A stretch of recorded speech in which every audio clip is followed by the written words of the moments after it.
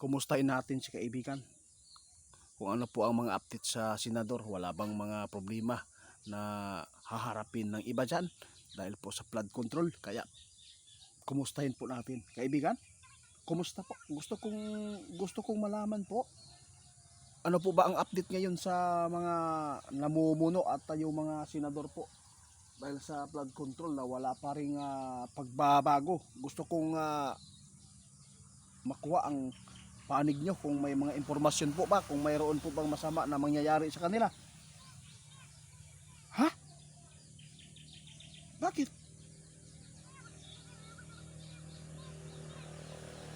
Ay naku po guys, puti na lang daw, nagtanong tayo.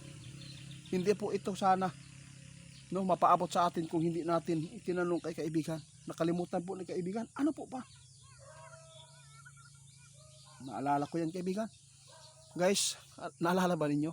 Sabi po ng ating kaibigan noon na hindi pa nakulong si Bong Revilla, na mayroon pong mga senador na sikat na malaking dagok may haharapin. Nagkatotoo, di ba? Ngayon naman, mayroon na naman po. Oh, na isang kilalang senador na naman. Hindi lang senador mga idol, doon sa loob ng kamara, mayroon pong nakita si kaibigan.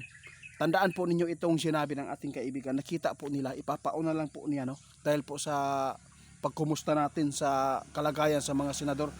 Alam po niyo may magbabiral naman po dito, no? Hindi pa ninyo magkilala ito dahil po si kaibigan ayaw po talagang tumbukin ang taong ito. Maghintay tayo.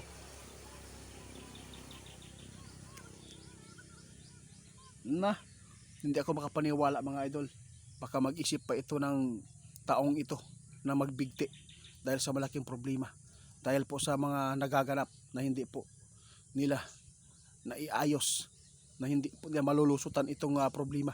Kaya pakinggan nyo. Pero ito talaga ang nakikita po nyo ngayon kaibigan. Guys, ito po ang update ngayon ha. Kinumusta natin si kaibigan tungkol po sa mga taong ito, no? Tungkol po sa flood control. Abagan po ninyo mga idol, mayroon naman pong magbabiral dito.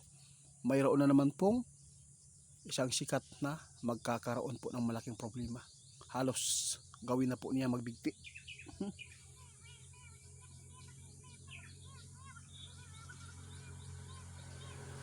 Okay.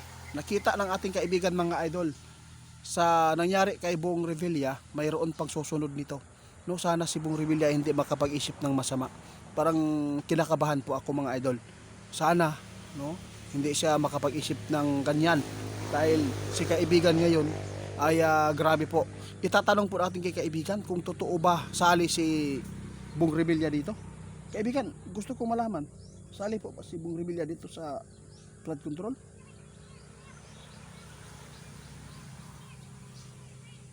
Yun po. Guys, no comment. Sabi ng ating kaibigan, huwag na natin dagdagan pa itiit kasi po nasa loob na. Grabe. Kung tatanungin natin si kaibigan kung ano po ang nangyayari noon sa kanya, may nagagawa din po siya ngayon. Pero hindi naman po totally ito malaki. Kawawa lang po talaga mga idol. Nasasaktan po ang pamilya dahil po mas inuna siya na hindi naman po totally kalaki ang kanyang nakuha dito.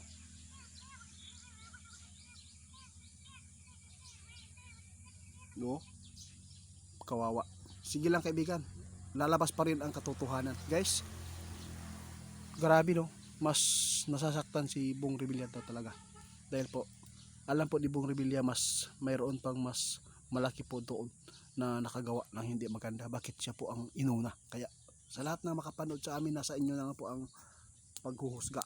Kung maniniwala kayo nitong ipinapaabot ng ating kaibigan. Sa ngayon, mayroon pong hinulaan na naman si kaibigan na magkakaroon na naman ng problema kasi si Bong Revilla talaga ang tinamaan nung sinabi ng ating kaibigan. Kaya sa lahat ng makapanood sa amin, hintayin po natin yung senador na mayroon pong senador ngayon na magkakaproblema at pwedeng mawala dito sa mundong ito.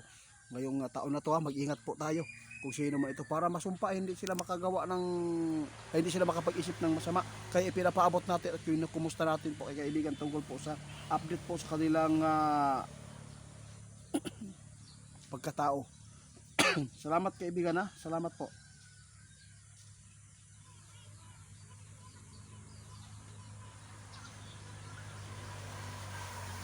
Salamat guys, isang senador, yung hinulaan ni kaibigan nangyari na ngayon, no? Si Bong Revilla talaga ang nakasapupuan eh.